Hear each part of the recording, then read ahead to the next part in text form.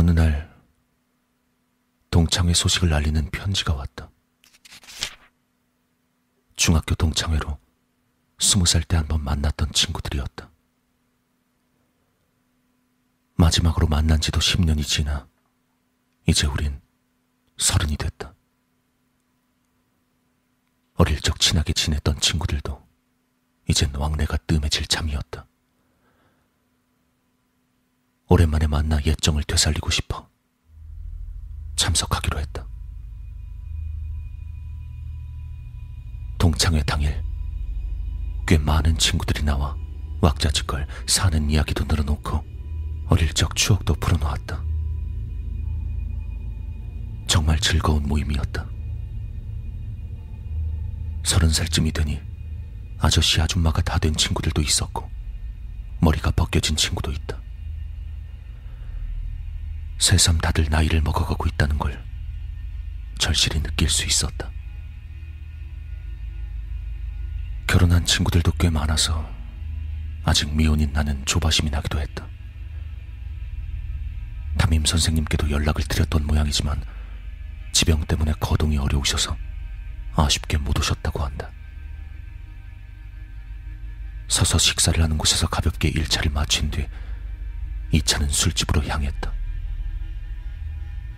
반 조금 넘는 인원이 2차에 참여했다. 나도 다음날 일이 없었기에 조금 과음해도 괜찮다는 생각으로 그렇게 2차에 따라갔다. 조금 취기가 돌자 다들 1차 때보다 개방적이고 편한 마음으로 이야기를 하던 그때 새로운 참가자가 나타났다. A였다. A는 중학교 시절 친구가 많지 않은 녀석이었다. 나 역시 그와 이야기했던 기억은 별로 없다. 하지만 10년 전 동창회에도 참석했었고 그땐 나름대로 이야기를 잘 나누었던 것 같다. 다만 중학교 시절부터 왠지 겁먹은 듯한 태도라 이야기하다 왠지 모르게 말문이 막혀 맥이 끊기곤 했다.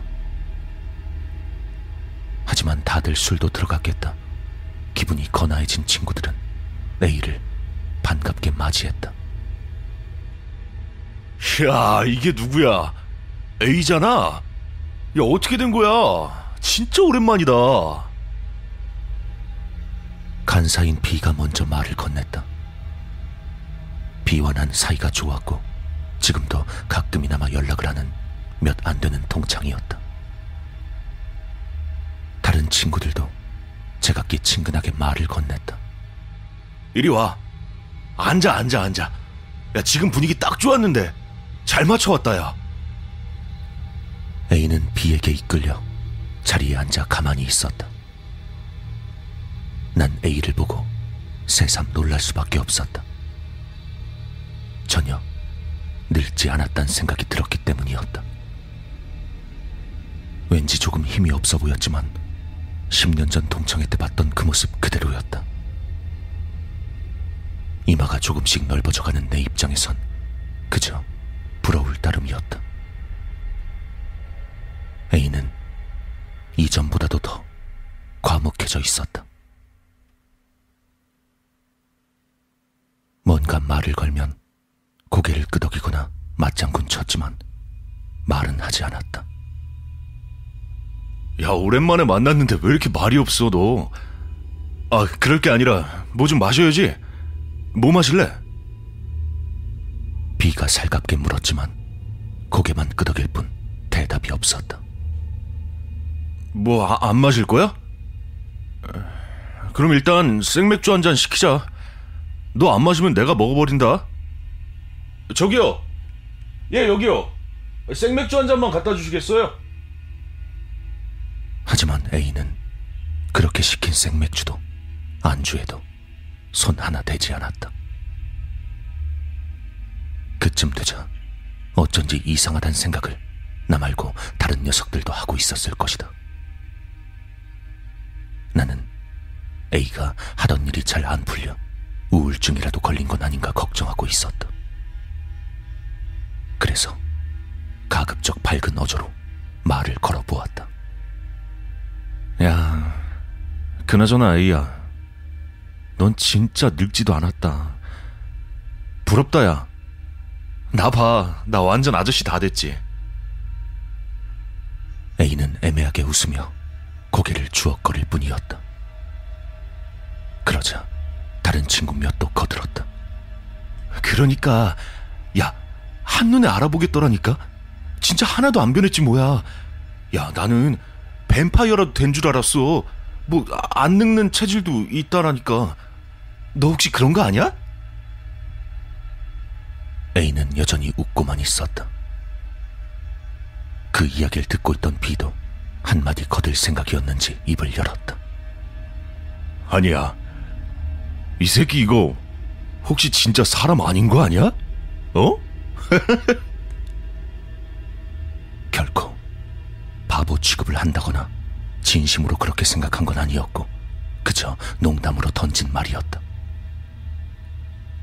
하지만 이 말 한마디에 그제껏 미소만 띄우던 A의 표정이 싹 달라져 버렸다. 다리를 부들부들 떨기 시작하더니 눈을 커다랗게 뜨곤 바닥만 내려봤다. 그 모습에 놀란 B는 곧바로 사과를 했다. 내가 말실수를 했나 보네. 기분 나빴어? 미안해. 어? 하지만 그런 것은 안중에도 없는 듯 A는 계속 벌벌 떨 뿐이었다. 다른 녀석들도 모두 이상한 낌새를 눈치챈 듯 모두 이쪽을 바라보았다. 난 역시 마음의 병이 있는 게 아닌가 싶어 안타까웠다. 하지만 한편으론 이런 가벼운 농담에 과민 반응을 해서 분위기를 깨버린 A를 책망하는 마음도 있었다. 내 딴엔 그냥 분위기 좀 풀어보려고 장난한 거였는데 정말 미안하다.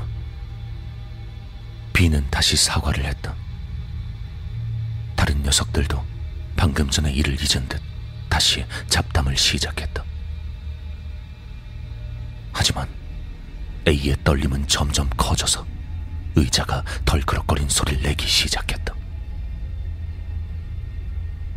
아무래도 안 되겠다 싶어 나도 말을 걸었다. 야, 너 왜 그래? 괜찮아? 그러자 A는 기묘한 행동을 하기 시작했다.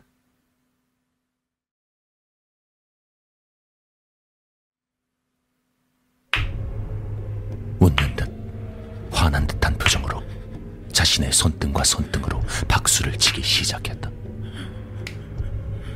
짝, 짝, 짝 하고 일정한 박자로 박수를 쳤다.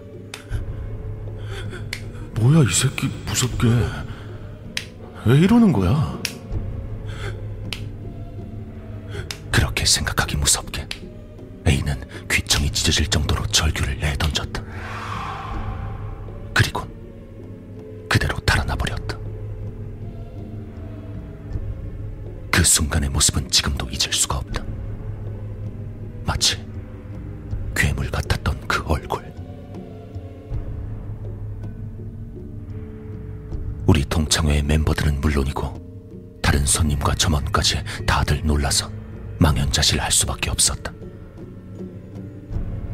다시 술을 마실 분위기도 아니었고 결국 그날은 그대로 모임을 파할 수밖에 없었다.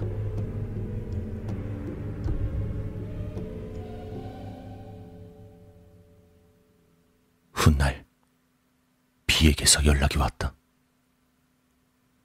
그 심상치 않은 모습이 마음에 걸리기도 하고 자기 때문인 것 같아 죄책감도 들어 A네 집에 연락을 해봤다고 했다. B는 A의 가족에게 동창회에서 있었던 일을 애둘러 전하고 혹시 연락을 받은 게 없냐고 물었다고 한다. 하지만 가족의 반응은 예상 외였다. B의 말이 사실인지 어디에 있던 가게인지 되묻더니 한참 있다가 A는 10년 전 실종됐다고 말했다. 10년 전 동창회가 있고 얼마 지나지 않아서였다고 한다. 이번 동창회의 초청장을 받긴 했지만 가족들은 바빠서 답장을 잊고 있었다고 했다. 10년 전 사라진 A가, 동창 중 누구와도 연락이 없던 A가 어떻게 동창회 2차 자리를 알고 찾아온 것일까? 나는 견딜 수 없는 기분에 사로잡혔다. 돌이켜보면 10년 전 동창회 때 A의 말문이 계속 막혔던 건 사실 무언가를 말하고 싶은데 꺼내놓지 못해선 아니었을까? 그로부터 2년이 지났지만 아직도 A는 행방불명 상태라고 한다. 건강하진 않더라도 부디 어디에선가 살아있기만을 간절히 바라고 있다.